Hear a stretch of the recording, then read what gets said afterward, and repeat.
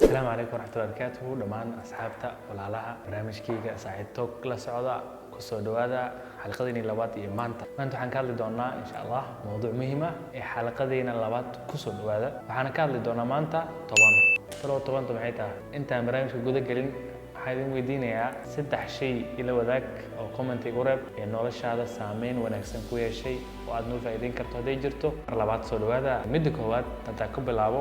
number 1 waxa waaye noloshaada maalin walba dabcan qofka waaga markuu bariyo shaygu ugu horeeyo aad sameynaysid salaada kadib markaad dukato aad soo kacdo waa inaad ka dhigtaa maalin walba waxa ugu yar ahaato xisab in aad akhrisid quraan kariimka xisab dabcan quraan kariimka baraka iyo khayr iyo ajr uu leeyahay mar walba laakiin markaas si kala hadana u dhigo maalintaada isku day si walba iyo duruuf walba ay ku soo wajahdo ama culays walba ku haysto iyo mashquul walba ku jirto inaadan ka tagin quraanka kariimka xisab quraan kariimka kamid ah dabcan akhrintiisa waqti badan ka ma qaadanayso sidoo kale waxay ku noqonaysaa barakada iyo furfuritaanka maalintaada inaad kalaamka rabbi aad ku furfurato aad ku bilowdo inaad noloshaada jadwal rasmi uga dhigto isku day inaad ka dhigato jadwal noloshaada aadan ka maareyn maalinlaha ku ah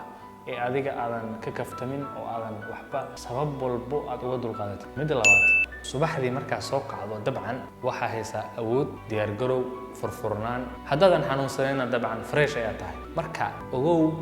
subaxdii qaybta ugu horeyso saacada ugu horeyso inaad ka dhigato isku day waxyaabaha ugu muhiimsan howlaha ugu adag ee juhdi waqti iyo inaad diirad adag saarto iyo mashquul badan kaaga baahan si sababtu waxay tahay qofka ilaa adiga 5 saac ilaa duurka laga gaarayo wuxuu haystaa tamartii diyaar garowgii wax oo dhan uu haystaa marka waa inaad ku buuxisaa waqtigaas waxa kugu adag ugu muhiimsan iyo waxyaabaha u baahan waqtiga badan. qaybta saddexaad aan kula wadaagaa wuxuu yahay inaad afkaartaada aragtida waxa kugu soo dhaco waxyaabaha aad ka fikirto maalinkii kugu soo dhaco as leedahay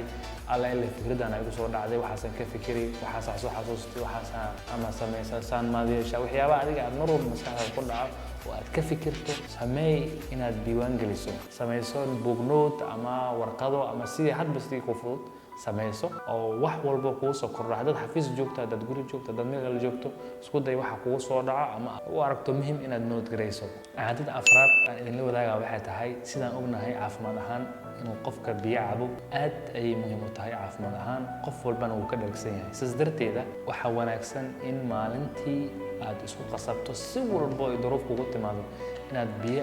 ay ka dhawaadaan oo biyaha cabtid sida hadda aniga oo kale waayo inaad dhacdaas daa'imto waxay ku suurtagelinaysaa faa'iidooyin badan. faa'iidada ugu yar ee aan idin sheegi karo waxay tahay haddaad biyo si fiican biyaha cabto jirkaaga xoogaa yar isbeddel ayaa ku soo kordha weliba caajiska madaxa iyo wejiga iyo uu ka haysto laakiin si guud ahaana biyaha inaad maalintii jadwalka ku darso fiican tahay xafiiskaaga gurigaaga iyo haddaad gaari kaxaynaysid inay litirkaaga biyaha ku agyaalaan waa caado wanaagsan. caadada shanaad waxa waaye inaad samaysato maalintii waqtigaaga habeenkii maalintii waqti walba inaad samaysato wax walba bilow iyo dhammaad inaad u samayso jadwal. tusaale haddii hool lagu diro ama hood adiga aad rabto inaad samaysato waa inaad u samaysaa waqti adoo wax muraajaceyn rabo maad hebel akhrinaya maalina ku cayiman sax yani laazim noloshaada iyo jadwal iyo waxyaabo badan adiga aad ku talagelaysid inaad u samaysid weliba waqti wax furan laana waxa ogaataa wax walbo aan lahayn xindaab lagu soo xiro oo ku xindaawanaysan lahayn waa laga caajisayaa lama fulinayo sida caadiga bini aadanka wuxuu wax ku sameeyay markuu dareemayo pressure ka soo qaadato tusaale ku siin hadii lagu dhaho hadda مثلا waqtiga rabbi soo sameeyay hawshan hadii lagu dhaho dabcan dadaalkaaga iyo tayadaada waxaad ku soo saar leedo yaraanaysa laakiin hadii lagu dhaho waxaan 2 saac gudahood ku sameeyay waxa dareemaysaa time walba waqti walba ka soo jarmad culays ay ku sii ahaanaysa marka waxaad u badnaanaysaa ama loo badinayaa inaad natiijo degdeg ka keento ama aad sameyso. caadada lixaad waxay leedahay subaxdii markaa soo kacdo isku tarbiyay qasab isku dhib inaad sariirtaada gogasho. hadalkan ama kelmadan waxaan ku soo xasuustay waxaa jirto taliye ciidanka Mareykanka kamid ah oo shaqada ka fadhiistay oo dadka wax u sheegaya wuxuu yiri haddaad rabto dunida inaad wax ka beddesho sariirtaada goglo haddaad sariirtaada adiga samaysato isbeddelka adduunka ku beddeleed meeshaad ka bilaabaysaa sidoo kale wuxuu yiri ka soo qaad maanta gurigaaga ka baxday magaalada aad oo soo shaqaysay ama wax una soo samaysay ka soo qaad natiijooyin iyo waxyaabo badan aad ku talgalaysay masbuuq soo hagaagin gurigaaga ku soo laabatay marka soo laabatay ugu yaraan wuxuu yiri waxa rajo xumada banaanka kala kalantay ka baabinayo sariirtaadii aad gogoshay ayaad ku dareemaysaa farxad iyo nasasho ku dareemaysaa haddana waxay ku suurtagelinaysaa inaad mar kale aad iska raadiso tabar iyo dadaal iyo hami haddana aad bari shaqo kale iyo hawl kale ku aado marka hadalkaas waxa inoo xasuusinayaa muhiimadda ay leedahay inaad sariirtaada gogosho waqti badanna ma qaadanayso si loo sameeyo marka dhaqankaas inaan ilaalino aan isku dibno caadada toddobaad waxay leedahay sida caadiga dabcan marka aad maintaynaysid markaad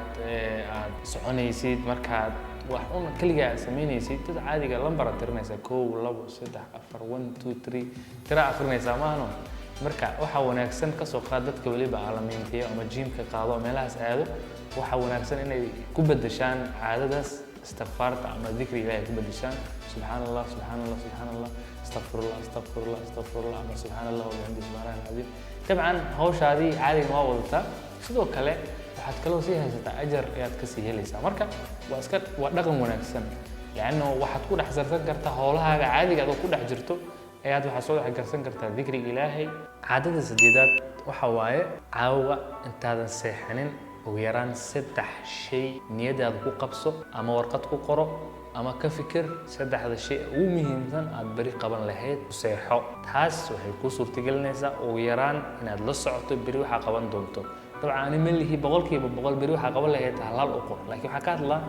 inaad qorato waxaad bari ugu muhiimsan aad qaban lahayd ayadana waa caado wanaagsan inaad isbarto waxay ku fududeynaysaa sidoo kale inaad calaamadaysato mar walba maalin walba waxa maalin walba qaban lahayd laakiin inta laga gaarayo bilow ahaan waxaad ku bilowdaa inaad 3 shay aad qorato habeenkii intaad seexanin bari 3 shay ugu muhiimsan qaban lahayd caadada sagaalaad ayaan u gudbaynaa dabcan haddaad wax sameyn istiraahado waxa laga yaabaa waxaan ma sameyn kartid way ka halaabayaan suurtagal ma ahan haddaad qaladana haddii saas noqdaan dabcan dadka saas ay isdhahaan ama mar walba waxa ku hor imaanayo waxaan ama qalada ama saas ka noqdaan marka dhaqanka ugu wanaagsan waxay tahay inaad wax aad bilowdo shayga qalad yani isku dhex tuuray dhan dadka waxa la yiraahdaa qofka yani qorsheynta sameeyo waxa ka fiican ay dhahan dadka qofka qorsheynta aan sameeynin laakiin hawsha guda gala sababta loo dhahay ma tahay qofka qorsheynta sameeyo wuxuu sameeyaa uu fiican yahay laakiin ceebtu qaba waxay tahay wuxuu ogaanayaa meelaha ay halis ka tahay meelaha ay ka liidato waxaan la awoodin uu daraasanaya marka waxa u soo baxaysa inaan la qaban karin ama in dib loo dhigto laakiin qofka isku dhex tuurayo waxa lagu amaanaa ugu yaraan dhaxda markuu marayo ayuu waxa uu qalday oo six karaa oo dhameyn karaa laakiin marka waxa loo dhahaa marka hore wax un bilow kadib wixii ka qaldan ima wax ku dhex baranaysaa qaladkaaga ama adaab gadaal ka saxayo ama si una xalinaysaa sidoo kale waxay dhahaan talaabada ugu adag ee mashruuc la sameynayo waxa waaye waa bilowga ama start inaad bilowdo talaabada koowaad sababta mashruuc waxa la yiri mashruuc la bilaabay talaabada la bilaabay qayb half ka mid wuxuu la ka dhigan yahay mid fulay ama suurtagalay sababta loo dhahay waxay tahay dadku waxa ku adag inay shayga bilaabaan caadada toonaad waxay tahay inaad maalintii ugu yaraan wax yar ba ahaatee aad sadaqaysato sadaqadana kama wadi inaad lacag bixiso sadaqada wajiib badan ay leedahay inaad xoogaaga sadaqayso inaad aqoon qof u faa'iideyso inaad qof dhiban caawiso qof tala u baahan tala siiso yani inaad maalinkii ugu yaraan aad sadaq samayso sadaqadaasna wajiib badan ay leedahay hadba midda kuu suurta gasho sidoo kale taasi waxay ku tahay sida adigoo maalintii zaka ka bixinayo caafimaadkaaga aqoontaada iyo maxaa la yiraahdaa yani wanaaga adiga Ilaahay ku siiyay adoo ka mahadinahay sidoo kale waxa kaloo laga faa'iidaa sadaqada iyo dadka in la caawiyo khayr badan ku jiro ajar ku jiro waxa kaloo ku jiro farxayaad dareemaysa marka taasna waa nasiixada aan ku soo khatimi lahayn wixii aniga aan ka tagay oo adiga u arkayso haday jiraan irab barnaamijkeena maanta intaas ayuu ku egyahay ilaa laga gaarayo xalaqad kale oo midaan la mid ah waxaan ka tagayaa salaama maalin wacan